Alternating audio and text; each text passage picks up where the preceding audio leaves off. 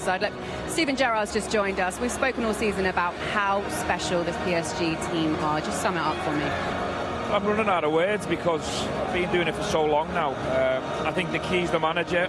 You know, when he removed a lot of ego, a lot of big names out of the dressing room, and he's created a squad and a team that are capable of winning any competition. They've got so many world-class players. They're so adaptable, well-drilled, well-coached. They deserve every applaud that you can possibly give them. They do deserve to be double-time Champions League winners. But take nothing away from Arsenal as well. They were fantastic. They made a fantastic final of it. It's very cruel on them. You know, to lose a game of football in general is tough, but to lose it on a penalty shootout is even more cruel. So you've got to feel for them. Do you think it will be difficult for Arsenal to bounce back from this, or do you think they've got the right manager at the helm? No, I don't, because I look across the Arsenal team, I look across the squad, I don't see much ego. I see a lot of professional players who've been fantastic now for a period of time. I see a young, hungry manager that has done incredible things with this group of players. You know, you can't let this setback take anything away from becoming Premier League champions. I tried to do that for 15 years with good teams and good players for Liverpool, and it is immensely tough. Martin done it. Jack will tell you how difficult it is to win that league. Arsenal done it 10 days ago, so they deserve a lot of plaudits. They deserve a lot of credit tonight. You've got to feel for them. It's cruel. But if you are going to lose a final, you lose it in that way where you run into the ground for each other and you give it everything you possibly got. And they lost it on penalties. It's a shame. When you talk about characters in this Arsenal side, there are none bigger than Declan Rice. Let's hear from him. He's speaking with Danny Jameson. Declan, it's huge commiserations. I mean, can you even put into words how much that hurts? Yeah, it's gutting. It's devastating to lose the Champions League final on penalties. But try to take a lot of perspective from how far we've come as a group, you know. An incredible season, our 63rd game in all competitions tonight, giving it absolutely everything up until this point. We took the game to penalties. And look, it's a lottery. It's football, you know. You either win on pens or you lose on pens, and some of the best teams ever have lost on penalties in finals, and we was on the receiving end of that tonight. But look, we win together, we lose together. And I'm so proud of this group and these boys. You know, what a season. It's been incredible. I can't speak highly enough of everyone. So look, I'm obviously gutted, but I'm just trying to take a little bit of perspective from when we started back last July to where we are now. It's been an incredible journey this season, so yeah, we'll be back. How is Gabriel and Eberechi after the penalties? Yeah, devastated. Obviously, to miss a penalty in the Champions League final is not nice, but we love them, we're with them, and look, that happens in football, you know. They're not going to be the last players to miss penalties in finals. Everyone's missed a penalty, and without them two this season, we wouldn't have won the Premier League, that's for sure. Gabriel has run out of words for him as a person, as a player, and Eze as well. The crucial goals he's come up with for us this year. It happens, it's football and it's cruel, but look, we take the positives and we keep going. The game was so tight. There was one incident in extra time that you were particularly unhappy about. Do you think you should have had a penalty on Noni? Oh, I've not seen it back yet. At first glance on the pitch, I think he's ahead of Nuno Mendes, and if I'm looking back at the one we got against Bayern Leverkusen, it's very, very similar.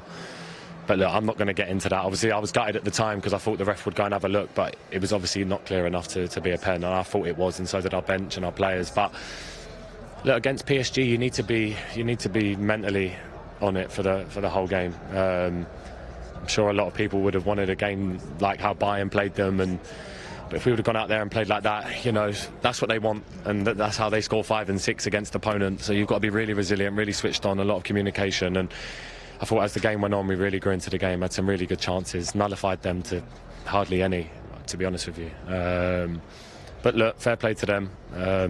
A great team, great manager, great individuals, and yeah, you know, they've lost loads over the years, and obviously now they're having their time, and I feel like that's going to keep happening with us. You know, we're having these small losses, but we're going to go on and keep pushing to try and achieve something big. Obviously, being into the dressing room, what has Mikel Arteta kind of said to you? Is it a moment to be hurt for tonight, but be really proud of what you've achieved and the progress you've made? He's gutted. Yeah, he's gutted. We're all gutted. It's a Champions League final. The emotions and the stakes are so high. Yeah, it's cruel. It's cruel. That's football. But look, he just spoke about how much he loves us as a group. You know, this season, what we've done in terms of how we've been every single game, 100%, given absolutely everything, with everything that's been thrown at us. I think we've come really far as a group this year. I think we've come really far, and this is only the start for this group again. Obviously, we got over the line in the Premier League, which was a dream come true. This would have been one step further. It wasn't meant to be, but we keep building. You know, since I come to the club, it was a quarter-final exit, semi-final, now a final. So look, we keep going, we keep staying positive, and that's one thing about this group. This ain't going to define us. Appreciate your time, thank you. Top man. Okay, we're now joined by Luis Enrique, who's just guided his team to another Champions League win. I know you're a very fit man. Oh, thank you. Thank you. I know you're a very fit man, but how is your heart after those penalties?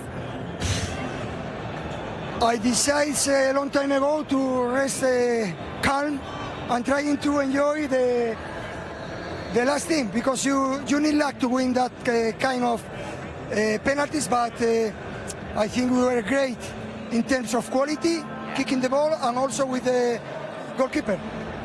To win back-to-back Champions Leagues is an incredible achievement. Just sum up what it means to you and your team. Yeah, it's amazing.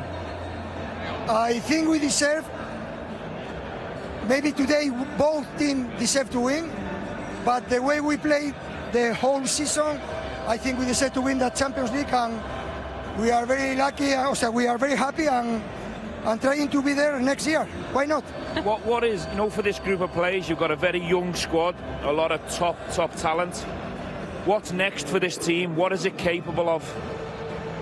It's a normal situation when you have a lot of quality players, but we need to renew the squad, because, you know, everyone has their position, but we need to play for the position. We need to get new players. We need to solve the things that normally you have to do in a team like Paris Saint-Germain.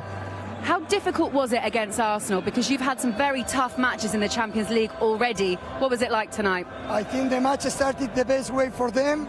They scoring a lucky action. After that, it was pleasure for them, because they know how to defend. Yeah. It was very tough. We are used to attacking in that way, with a lot of players behind the ball, but against them they are strong physically. They try to take advantage in any action.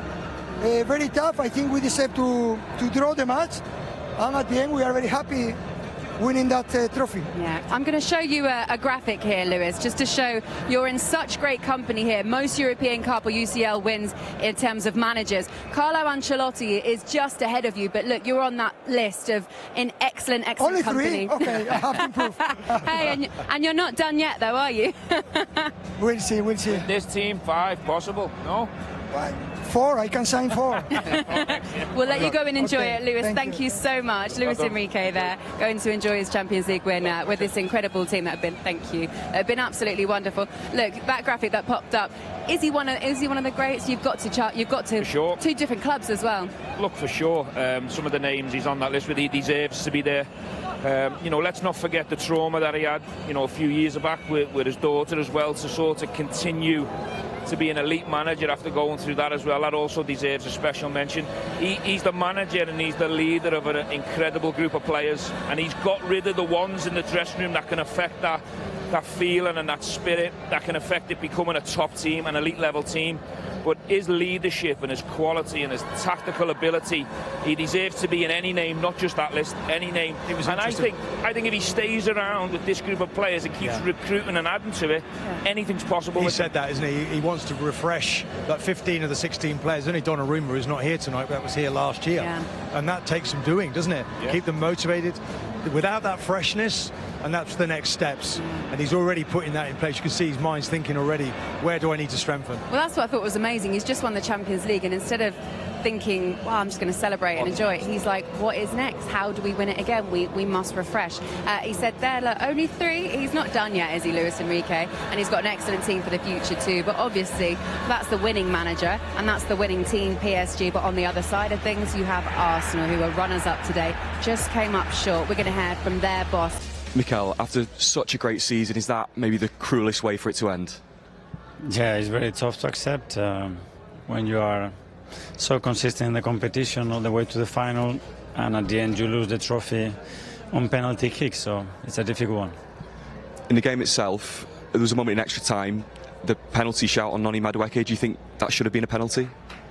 I watch it back and it can easily be a penalty, especially we see the penalty that they give me in the competition this season. The referees made that decision. He made a different one on the penalty with Mosquera, and yeah, that's an important one. You've obviously been in to talk to your players. What have you been saying to them? That I'm so proud of them. I think the season that we have under the circumstances that just internally we know what we've been through. They're giving us so much joy. It's just a privilege to manage this group of players, this team. I think the way they carry this badge and how much they put into it. We got a big one and we miss on the biggest one. I'm sure it'll be really tough now, but how do you sort of look back at the rest of the season? Is this another season of progression and success? You've gone quarter-final, semi-final, final in the Champions League. Yeah, I mean, we haven't done it for 22 years, so imagine. And it's the second time in our history that we've done it, so we need to recognize the season that we had. But at the moment, nobody is going to take the pain away from you. The team that you played today, PSG, took an awful long time to win their first Champions League. Is that maybe something that you can take away from today? They've had to work so hard to win their first one. They've had to work so hard today to beat you on the night. Yeah, and we know the teams that they had in the past, and they are a superb team. Congratulate them. They are really difficult to play against. That's why they are champions 2 times in a row. And yeah, the individual quality they have, the manner they are coached, they are a top team. And just looking forward now, what's next for this team? How do you now regroup? This, I'm sure, has made you all hungry again to come back here again next year and build on this success. I think you have to go through the motions, and if you are in pain, go through the pain. If you think you could have done something else, learn from it, and that's it. And reflect on that, and then show the ambition that we want to go again. Thank you, Mikel. Thank you. There you go, Mikel Arteta ultimately saying, like, if you're in pain, you sometimes just have to feel it and it will make you better. Dave Ornstein has joined us as well. Dave, you've been at the heart of the transfer news for Arsenal for as long as I can remember now, especially. Obviously, this is going to hurt them a lot. But let's try and put it into perspective for the club, because Mikel Arteta promised he would bring something to this team. He has reshaped everything. He has brought them their first Premier League in 22 years, and he's brought them to a Champions League final for the first time in 20 years. That is an incredible achievement. And I imagine Arsenal, the hierarchy, couldn't ask for much more. Absolutely, and they backed him in the not-so-good times. They're absolutely behind him now. So I'd expect him to get a pretty handsome new contract this summer, probably before next season starts. And I'd also expect them to back him in the transfer market again. We saw Andrea Berta just by the dugout. He looked devastated. He's their sporting director, and he'll be so